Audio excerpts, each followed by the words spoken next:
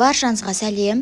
Бүгін сіздермен осындай өте жұмсақ, дәмді болып шығатын тары мен пирогтың рецептісімен бөліскім келіп отыр. Видеоны міндетті түрде соңына дейін көріңіздер. Ең алдымен тарыға қайнаған ыстық сүтті құйып бұқтырып қоямыз.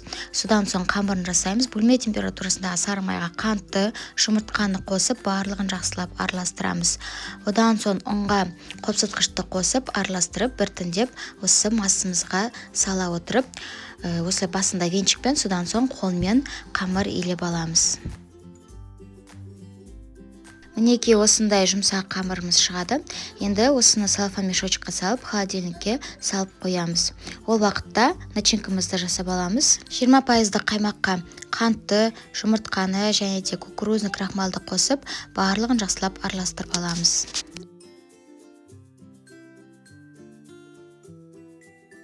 Осындай бір келка масы шыққан соң сгущенканы қосып араластырамыз. Одан соң жаңағы бұқтырған тарымызды қосып араластырамыз.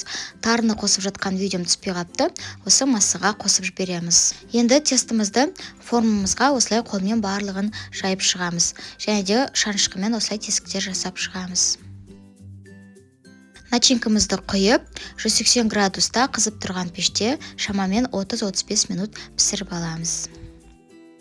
Мінекей пирогымыз пісті.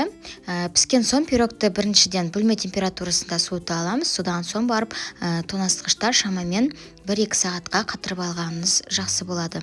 Мінекей видеода көріп тұрғандарыңыздай өте жұмсақ, нәзік болып шығады және де оңай тілінеді. Міндетті түрде жасап көріңіздер. Видео ұнаған болса, лайк басып, комментарий жазып, өзіңізге сақтап қойыңыздар. Және де маған тіркеліп кетуді ұмытпаңыздар.